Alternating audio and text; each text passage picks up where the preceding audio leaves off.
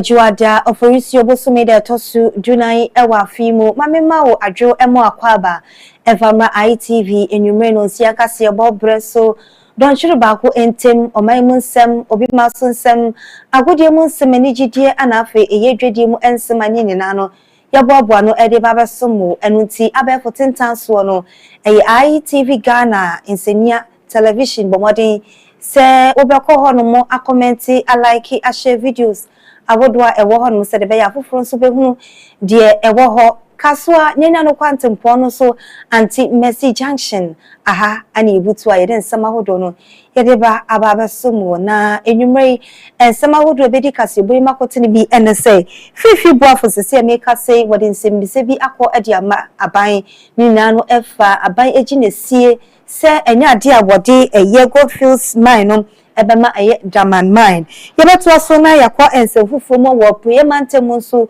epoye mantem so afo me kase wabo anan akọ eye ECG eye Ghana Water Company ni nina no okwa akọ sedie edwuma ekoso ewo honom yeto aso na yakọ eye ensefufu mu dia eye obo mahini ede kokobo ede ama eye adehye enche na chese kow eho ewo su gidigidi Wache mo se bebre na no ana benam kote kwaso anu no munrobo ne ene adenom wode kokobo ede ama sa adehye no enyinam na nkoso transport limited nso ede nsema todwa wache mo se abai eginesi a wotu ye ni na efa okada se wo mbeba gi atum ewo maiga ne mu no mahye se wonyanya enfie eye eduonu enum a enya ade amraba ma okwan amwaye se edwuma no wache mo se nya ade a woni aban eye adwe ede efa hom na wawosem yakọ asante mantema eye nweneso number 2 eye ababa wa wonye mfie eye dunwotwe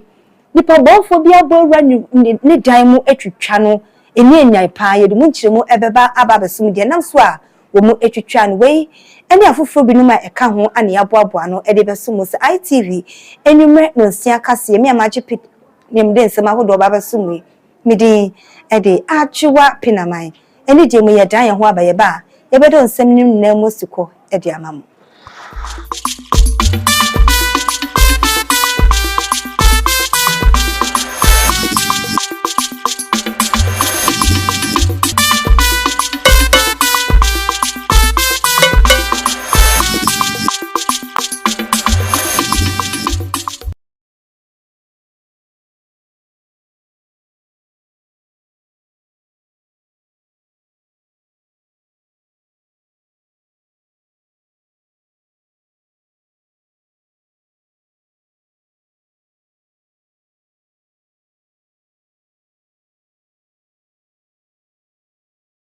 Mami na wasise wajibre na odi atwen ya fe ye no nsem ni nina mo esukodi ani yekọ eye epoye mantemu na eye Eastern Regional Minister onimonyamfo Rita akosua ejei awote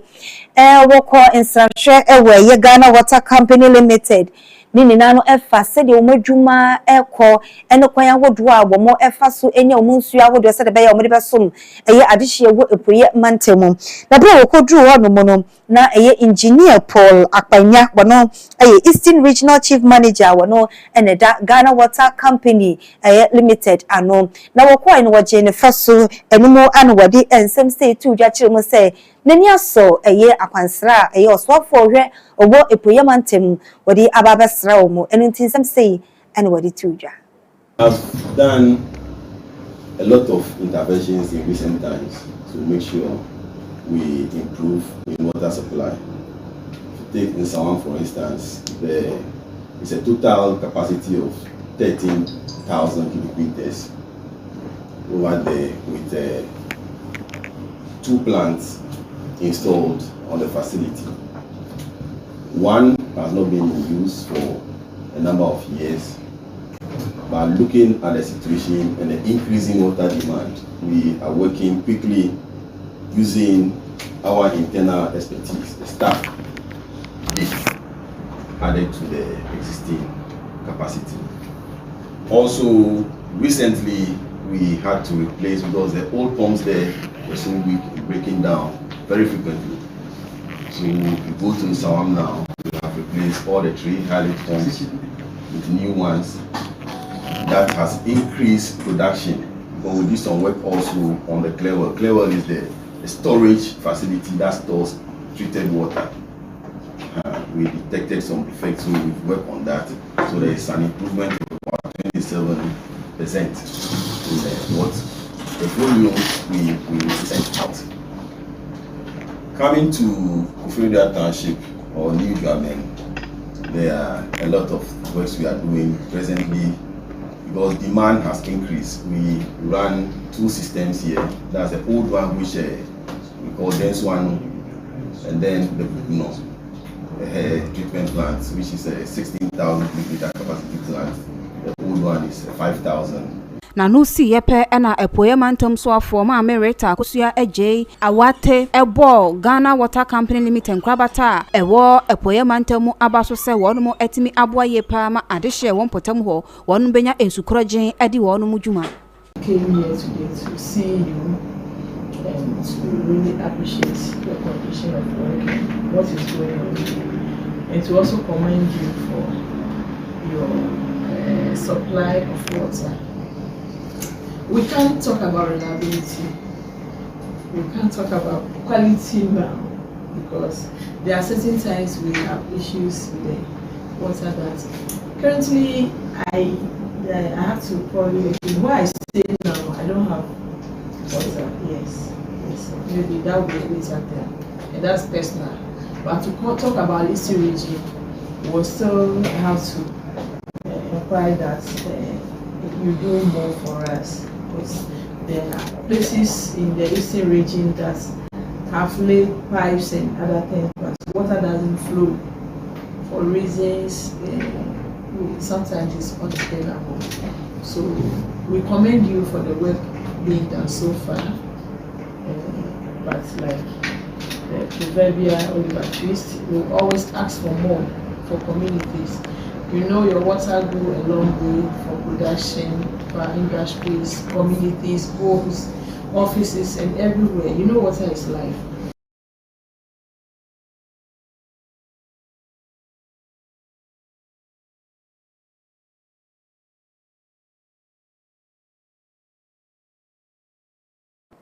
Yada switch ne proye mantem mansemwa na yatwa ensam no so dia kowu obomehini eye wodifo eye nana efa opinaman a wotoso miensa wode kokobo edi ama ankwankre enkenka ene eye Easter eye dwumedi awodo bekoso ewo kowu dru Easter bread ya na bebrena no edumani akire eye kowu na wochemu sankwankre bi wombe ha adwene panini nanu enam nuboni a womo ebenom wochemu se wa ye bechewo no enya ade a wo yomu ebeja womo de wo befa emra kwanso wochemu se ho bebrena no ene be free miaya wodo bebrena beba ente ho behia se yebo ye ho ban ye prasumdue se ne be ye dwumedi awodo a ebekoso wo ho ni nanu ebekoso tote na ye youth no so popo ayaka fa drugs a mononom. In fact, yempesi ya dishie no. Mo no musa nyoma na. Mo se ma brabo. Mo se mo dachi. Ya di asremu. Sebi mo miemnya mo ho mfaso. Ye stress amri se. Mo awubeko hye kuku agunu. Na mo no mo nuboni. Ni nyina police fo wo ho kwan se wo be kirewo.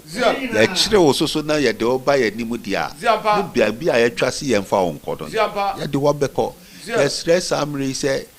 dia kanyina yemfa nidie emoma maye yemfa obuo emampani na dwumadie so a yepese yedi no emra maye krabehwe yenimu say yi ahokwa mpanimfu akese beba ye kurum ha da bia omo baso a kwan a yefa so de agi wo mo no ya de bagi wo mo na yoma ku se kwawu asomdue wa ha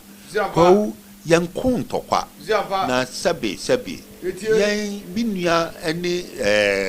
sabe minua eye bretuni minua eye agrani eye den ye kokko no bi ti akire no oni se de kwawu etia na wo tujagum esi ye kontokwa ye kire ye hohwe ipacho ye nimu sa yo yenko sansi ye suro ye hunti ne beta before you so yempe ye ho asem nti ne betena ha iti yempe si obidi ntokwa bebre yen sabi tokwaja obi suso ya ye no sama Rwanda kora radio so ntokwa nkete ane ka tia bi no na ntokwa si ho eno achi no tufuhene a wo bome nana ampedu sian ereto aso se Easter afahye a ebekoso wo bome no ebefi ase afi adwada na akosi kwesiada enu ntini dwumedi ahodo a wonumo edi begu apono so agege wonumo a ebepiem ho ani hina no wore to dwase adwada yene o man ba ni nyina behwe se kunu ntwe aso nyina no efi bia aka ewo ho ne ba bia si bia no ye behwe na ya ye desa ba bia esede light ko bia no ya ban di mu no o behwe e de light akwama nkankan ne car parks no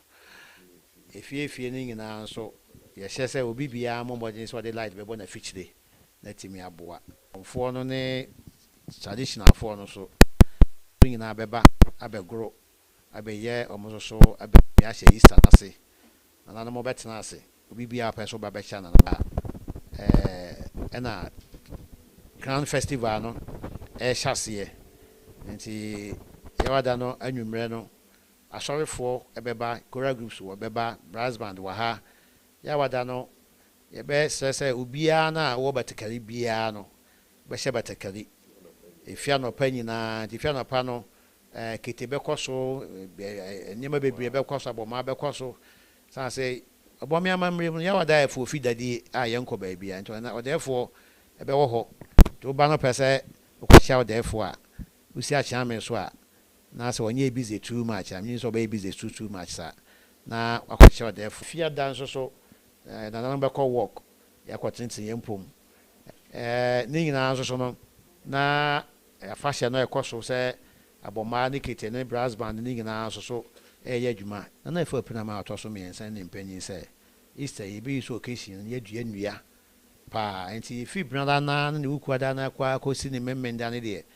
ye obomi youth ane obomi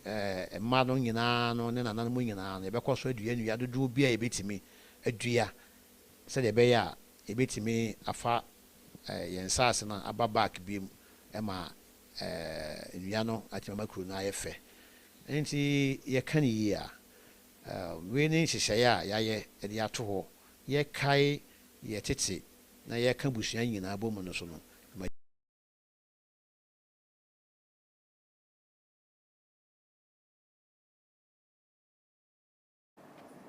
Yantu asunko nsɛmfufuro mu na ɛyɛ nkoso transport limited chairman ɛyɛ Obinke Debra wakasa de afasisi embra eba bebata ɛyɛ okada adwuma no uchiromo se embra empenifo chiromo se wo mugusu a wo mu ɛyɛ ho adwuma ene se ansa na obi ebetwi okada ananso se ɛyɛ tricycle yi bi no agese nipa no enyemfie free ɛyɛ eduonunum ɛkɔ kyese ɛyɛ 25 years and above na wochiromo se nya ade a woni mpenifo ɛyɛ adwene esanse wo hwɛ ɛyɛ okada drivers a wo mu ɛwɔ ɔman mu a ɛyɛ mmebunu bɛyɛ 10,000 and wo mu ɛyɛ se adwuma ya okasei ebinum kwanyemfie ɛyɛ eduonunum na ekoba ne se aban de saa emre yi eba ebenam so ama mmebunu bebre na wo mu enye edwuma enye wo de saa asem woni na to yama ne bofo black enim sei transport edwuma ne department bi a super okada fo aba abobo ya afu na age na ori abeto no ho asem ka na stress be 4 years back and I'm DK interview say bibia I education in bread say na omo kono no omo pejadu edu so 25 age years before I went okada na went say abobo ya na sre anu ehye ehye na ori ba no mani mra fam say be 17 18 years amepe e man boys me gu ho awu nyadwuma nye so from 80 years and 80 wari na 80 years or ye adwuma a wo se number one gwa number 25 years 80 years or to aba kokromotie power to aba na 80 years ko twi okada a wo se baby 25 years e be sere no o de some boys no from 80 to 25 no nipa na gu won boys na gu won na youth na gu won ye den aba wo ye den and the message all the on train so one chance sign kwa me madje ana mi susu ya kire me say enkwala no ye den on beye boys na aba no ontimi nkobọ kro no eni nti no oye de okada ne tricycle ne ho na abobo ya ene mama can do no eye eboa baby wana kas enketo no ko ntimi nkọ ho won ntimi kọ na age limit no sa 18 to 25 is about 7 years. Maybe 7 years. This are 7 years, you know. Then on it. Minimum couple that for one or man. Okay, Papa Nabaya Aquila went to me for children. Don't say Aqualana, to be a Sagumano. Lessons are why they no money at the Ninas are 80 Yampa Quaya and Qualani do sa 18 now, ultimate to Abano. Also, no, to be yet was wakwa sentimentemu arawosem and free one ma eba a year in winso number 2 ni nyanse abayo wenye mfie eye dunwotwe the pabonfobi ya bawra ne demo ewa winso number 2 a eno ewo atwema kwawoma mensinimu ewa sentimentemu ama meka say umotwitwa abayo no enchiremu anedisui amane bo chwese ababa we na busuanfo memne da napa na wono mo ehunu se wodada mu a moja etu ni yie pa na assembly member wowo nwene so number 2 Frederick Dua etwere mu se ewre wono mo ehunu a na ye twetwetwa na kwa ne ho bebre a ni ti enso eka ho ebie a wo hu se bibia no onam yie pa ene wono mo editwetwa ewre na eno na wo mo etwere se dia asie ewo ho no afe na wono mo erehwehwemu egu akwan mu a wono mo hwede nam so a ewrei ehia na kwanhye wo empo nipa bonni a obeto hye no so ewo no ane demu etwitwa no a wadi ni saa ewo no ababa we ni nua be ma Henry Echampon enso ekasaye a wo twese sese dia asie no wonum ahwehwe atemtrene na ede ama ni nua ba no yet one some no so edi amao na aye kane mashebedwani ana owo okrempeswa so eye Dan Botwe wodi atudwa chemo se humesua eye ade bia eda na koma so pan no te se de beye na ga na ni ba bia no obenya eye entete ewo eye humesum na dachi wonya baby pa esino eno ene ade bia esine ni so pan ye wodi atudwa chemo se wo hwe eye enema hodo abra no wo aban mu no wo ya wo hwese eye emebunu ombenya baby enkenka ene eba no humesua afemu a wodi sansan wani na tudwa enam se wakeka ne nsase no wodi eye 350 million ekoya ne ninanom eye mpotemewo eye okrempeswa no so no eye nkuru ahodo no wo mo eye community education fund no wo menya so emfaso ne nam so a wodi se sike ekoye enkroto bia wono mo ebenya efaso afi wo Dan Botwe na doye eso eye abriu dewu ewukugwa edukrom aprede asese so na afe abonze na enkroto bia no wo chwese 50,000 Ghana cedis na watwa ato ede ama wo mo se educational fund na eba beboa ma enwomesua akonkan ewo ho na community si ahodo a wahu se wono mo ehia emmoa no eyade a wasre eye asofo na nanomo ahemfo se wonu mu nyina enhwe emmoa a opinion leaders eka ho ebie ewo sankroto nyina mu na entimi mo na nisuade hunu enwie peyo wabra wo kasa ewo dwadata a wonu mo eboye no wo kire eniso yie pa e de kire wonu mo se wo mo enya ne mu gidie wo mfinhye dunsia ditumi ema ne se mrahebedwani ewo mpeswa no eso between now or class with just one program to one windows nedie foundation because last year yeah ma ubia ye boabo no na ene de abano me me pay for so yes krobia ewa me papa di mo masa da bo Maria Foundation helping education ye me ma krobia educational fund 50,000 Ghana cedis na no si yepe ena anifa hene erema ekwiapem ena afe edukrom hene osiodumja otutu ababio efa sakoya ne so ereto emebunu a wonmo ewo empotamo enim se wonmo entwe won ho emfi enubone ho na wonmo ema wani enko wonmo adesua eho yema ene ye nenanom moma yentu wonfo ne wonsuade e opportunity a won anya enye obia na anya bi wonsua ade na wonkɔ nkan na mofra bɔne sɛm ɛnɛ yɛhwɛ social vices ahoro chacha to cigarette no cocaine no weed no ɛne ne yɛkeka ho a ɛsɛ mofra no wahu ɛno nti bɛsrɛ mo awofo moma yɛni ɛnkɔ mofra ne ho na mofra no ɛntwe wɔn ho ɛmfi abrabɔbɔne a ɛde wɔn bɛkɔ ɔsɛe mu na mmom wɔmfa desua na daakye bi no so no wa ensam no so edi ama na eye kane oswafo na ohwedwedi ana afi eye mfidi nnwuma so no nkasa so na woyɛ mmahye bedwani ɛwɔ eye adanse asokwa mpɛso so asante mantemu wɔde nsɛm atudwa wo kyerɛ sɛ wohwɛ 2024 elections ɛkɔɔ na adehye ɛwɔ eye adanse asokwa no wɔn eto skirt and blouse ɛno nanam so a wodi nkuguo ɛwɔ abato yi mu no na wɔde atudwa sɛ wohwɛ a eye adehye bebrena no wɔn bu ofu pa ɛno nanam so bebrena no womo etutia eye NPP amanyukuo no ene se NDC aban ananse se NDC fo ena wia abato no nemu mayebufuo ena nam so NPP adehye womo etutia eye NPP amanyukuo no wosan dia tudwa akire mu se sa infomso no mema eye Ghana adehye enebim esanse se o hawaii wom no echen kane wo cha wo chim se galam se dwumedie no womo motaye chire pa eye NDC adehye course ye ko to main election no omusu bi anto amame but kakra bi abia wo go hwe numbers na bi sie no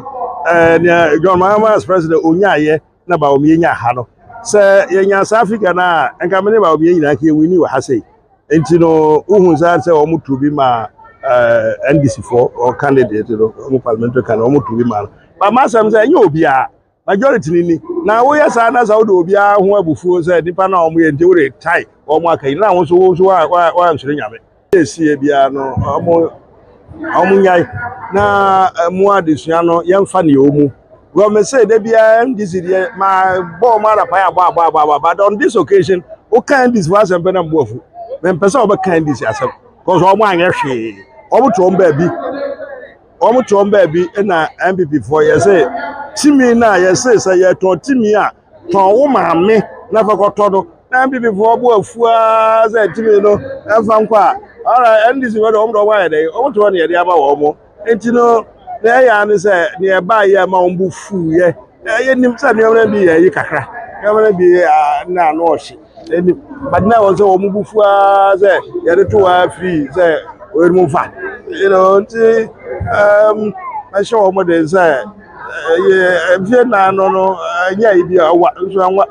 NDC no omo nim asam kan oho ne omo bekeka da nkofo adwene no na omo nim ye hwe galam say hwe ho nsam a omo kan ye president declare the state of emergency president enye say sisi abeba ya me late ye be program but say man kasa masas na mbapa di jabe no omu guso me kwa akoye be koye NDC ni na gina ho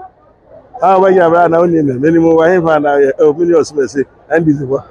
anu wa be gina ba na nje me me gold no me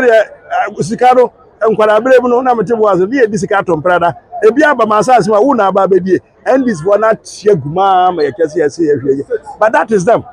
womo de no awon asama o maka manipa se na wutie se ne NDC for ye o campaign na chi se as for aye garamse de omo ba ade chen ya ise womo free womo chairman efiri womo ho ahwan efiri womo le o wi na tie gu I say don't atia kura so ka minimum ba chiro court minimum but o gregura o so ka ho ya womo se chairman ono otwaguma na womo aka so otwagumu bi enwechi no NPP chairman awowo adanse asokwa bato mpeso aso Kwame wowuso editu dwa wo twese nansen ya Ghana foto abade ma NDC fo betena akonwa no so no ahokyere na wono mo ede abre Ghana fo se wode toto NPP amamu ho a wom de mpuntu mapa ene ba wo man emu sa ban afi se oya de be bo man ne de ojo man da kire ho de ese ye boa no man to aso mi na wo NPP aya tem bi NPP aban bebe bia hwe o man penda da kofo tama na NDC o man penda da ro ne ta akonwa so no ne efe bibi ka shenkari ya ma me ne papa mo bi yare akọ hospital ayi se osika ni waduro ni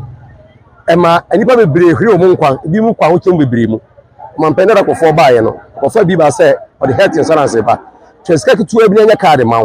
wo yare akọ hospital na ahwe o edi adanse se eboa ye papa ni ni affairs na ko school na ko second school na se o ye exam na se o feri a wo wi a wo wie oni chance bi abiem o man penda da kofo kofa long distance by de di adanse se ne bi mo doctor bi mo professor eye saa de no ana omo fa mu a saa ba mu tiye na so o mampani da ko for de saa akonya no ma yenti no omo ye enkaka akase su ade a na bi doctors a e bi professors eno da wa hwe MPP aban ba ye biem na dan kwa gufuado free education o de ba ye me nya na odi adanse se enya awofo nyina na mo hoden e wo soro na o mutimi hwe mu makwan kwa secondary school se ye fo bi o soja ye fo bi akwa secondary school ye fo bi police ye fo bi akwa secondary school me nyi ni se ye fo bi soja na police be ka se ye PGSS fo afa wo mo sa bre no so na hoden ni awofo no nsem a yitumi de ma no dodo na akwa secondary school ni bi Yatu ansam no so akọ prayer mantemu na eye mbashibedwani wono ana wowo apa menya krobo mpeswa no so ayo nimonyamfo Bismarck tete nyako wode nyama pegu apono so ani nina no eba beboa eye final year students eye junior high schools esuafo mo ebo mo ho akọ eye BEC nsohwe no sa hyehye ni nina no eya dia ebeboa mo ansakwa no wo mo atro mo BEC nsohwe no Pamenya krobo mensin wo apuye mantemu na ho ena mrase bedwani a wo honom enam sa womasua won nsam eda ne koma so enti no enam so ma honorable nyako wa fato no ho se ono abehwe ema science practical lessons a on beye dia ma ebeye 1153 students a wo mensin mo betro BEC no omu nyina no enya so emfaso na wo kirem adwumedie betumi aboa ema desuafo a wo mpotemo no homo yes science practicals no ase eyie ansa no mo nso hwebre no etumi adusu se ne be ya nso hwe no omo tra ombetumi etwa ne yie pa na sa science practical lessons a honorable nyako a ye apamenya krobo emrase bedwani be ya mo no ma chemienu a April 29th no ombe yo Church of Pentecost asafunu mu ewo sikesua na afi 30th April no omaye no Christ Apostolic Chapel ewo asesewa emrase bedwani akire mu akwada bia no obobo ne ho ka 40 Ghana cedis sa sika ni nyina no enya de obehesa awofo ne enso a no ankasa besoa enkwada 1153 ni nyina enho eka honorable Bismarck nyako wabra ne nsamtwerefo ahwehwe enkomo no ena wo chirim sem eyade a school for wonsam anase school wonsam eda no kuma so yi pa enu nti ena sa science practical lessons see or person omunye na monfema enkwada no na no e na ochim se sa adwumedie yade a ebeboa man kwada ndaache etumi esipi na esita se eboa mu onsohwe mu na omutumi twa na omudi nkunim a na eche so omu ekọ omudaache mu ano no enti ogidi se sika bi ode behyem no ode hyem de ama enkwada no edaache na no e na wo ochim se yade a wofo ewo mpotem ho e na afie school fo ewo mpotem mo mekire apa menya krobo abeto mpeso so nyina no agi dwumedie we atomo mu chim se omoni so ne honorable yakon eba beye na dwumedie no eyade a ade di pefe se honorable Bismarck nyakon nani agye humasua ho ewo ne mpotem ho pese mpotem fo nyina nso etumi nya so emfaso ya tuaso ya da suji na humasua nsemu na eye JHS eye esuafo a womo bo mo ho akwakotro BEC wadi eye workshop ahehya so edi ama womo na sa workshop no de enam so a anonsi de enam no so wadi sa workshop yi ahehya so Tamak educational consult womo ena de sa workshop yi ahehya so edi mesuafo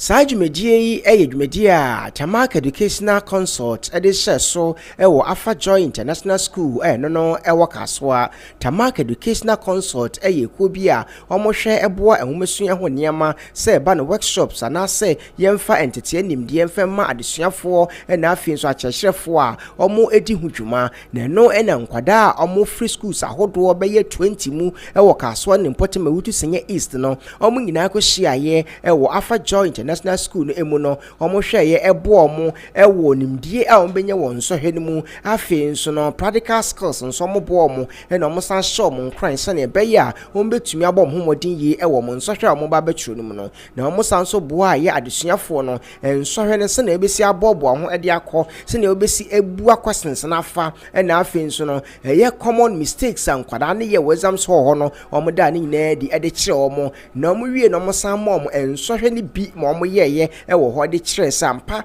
omo atene omo kire omo na ase ampa omo sanso eyi ehu bi di from adwene mu ene eye anje ndie bi so omo ankasa betumi atro ensohe no omo yi sad ni nyina di free enkwada no emu na enkwada na eba adwumedie ni bi no e ko na wiye no ensem sei ena omo di tu edwa. This is a trademark that has enlightened the second batch on how to answer the questions accurately. Okay, today I learned a lot. I learned that we need to have self-confidence in ourselves and we must do our best to improve our academic capabilities. And the program was nice and I was happy because I learned a lot of things. Some were like how you be able to do your work during BEs and how to answer your questions during BEs, especially like when answering your section A, you can first analyze your question before you do your multiple choice. And the section B, what I learned is that when you are writing your answers, you must do it on the first page. Before I came here, I was afraid of my BC, but now I know that if I learn hard and I work hard towards my goal, I can achieve everything I aspire to be. I learned that we came here to learn about how to write the BC and the motivation, what we need to do to write the BC to pass. By 9th June, if we follow what they say, we will pass the BC and the marking will be easy. So good luck to everybody this right. I learned that in order to achieve a goal or be successful, you must first have a vision. And because your thoughts define who you are. When I came, I was nervous at first, but the students encouraged me and motivated me. That was how I could talk for myself. When I first came, I felt I was an average student, but this program made me feel like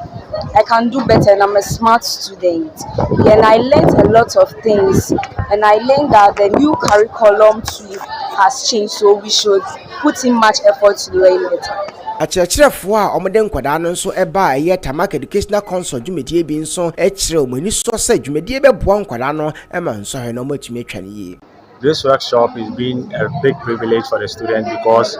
if they learn the new curriculum, I think it's going to help them and they are going to pass their BEC, and I wish all of them the best. And I'll thank my boss, that's Mr. Tamaklu. Okay, I think it's going to help them a lot because most of them have got to know how to answer questions during examination, and also they learn something about some of the questions under science, English, and other subjects. So I think it's going to help them a lot with this workshop that we did. Enable the kids to improve on their performance towards the BEC. Now, it has really helped a lot. It has really equipped them on what to do and what not to do. They've been educated on various things. That's it will strengthen them in their BEC questions. Yeah, actually, the Form 3s, for instance, they were nervous from the beginning,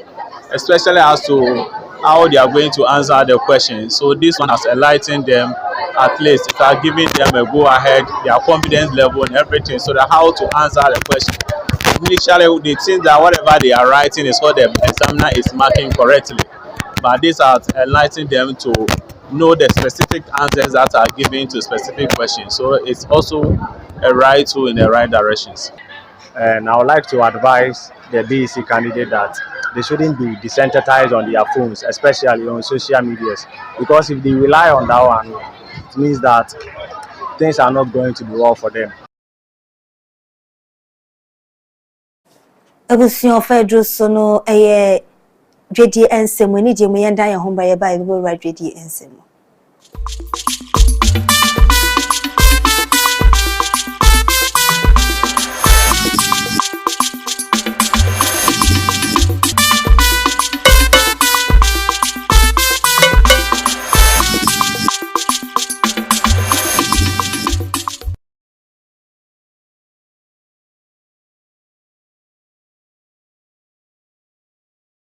Mamina wasana mensama wakwaba wedwedi ensemu no ababa betodwa asesisi no sidi na hoden ewo dollar no so no akosoro pa na chese ejina na so ochem se wokọ eyesi kwakra bia hodo a yesesa sika dollar no ahoode no sisi ejina ne na so eyesi di no ahoode ewo dollar no so no ekonenimpa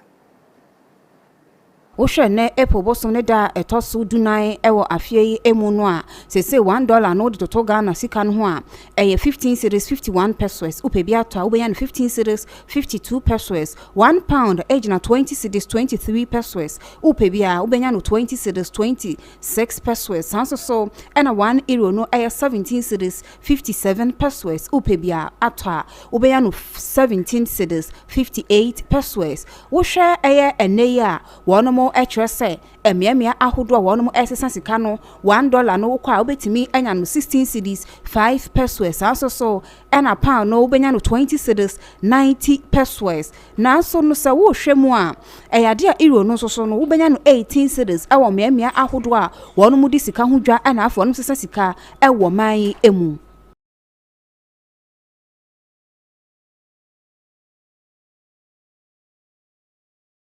wo dwedi ensemwa no ababeto dwase free eye oforisio bosume no ne da na to sujuba akono wo eye treasury bills no sesi esika aban etumi ekra eye 6.744 billion ni nano eye nnafua ediokron ba akumu afenso eye nna eye oha ediowatwe mienu ana afei eye oha eduasa ediosia ennan emuni ni nano eye na hodo enam so ma aban etumi enya sesika no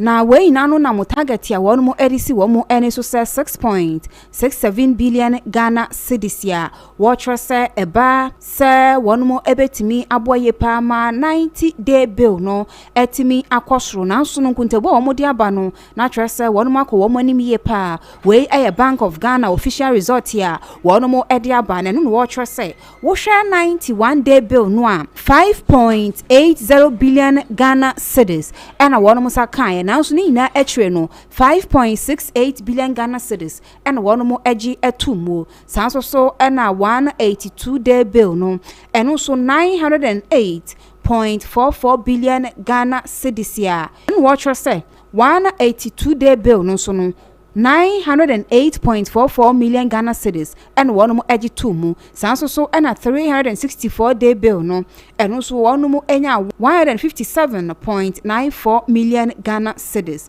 na wo hwe sedia one keka niam edisi ani no a wo se we say se treasure bill no kame ayese enipa dodo na ekon edo a one more egusu ye papa na one more atwen achese discount ya ewo so no na ebetimi akonanim betimi abwa na no ana 91 day bill no 14.8780% ana wonu enya ya na chese akosuru ye pa kane no na ejina 14.4578% sanso so ana 182 day bill no so no eno so akosuru ye pa a no no ekogina 14.9989% 364 day bill no enso ekogina 15.7190%.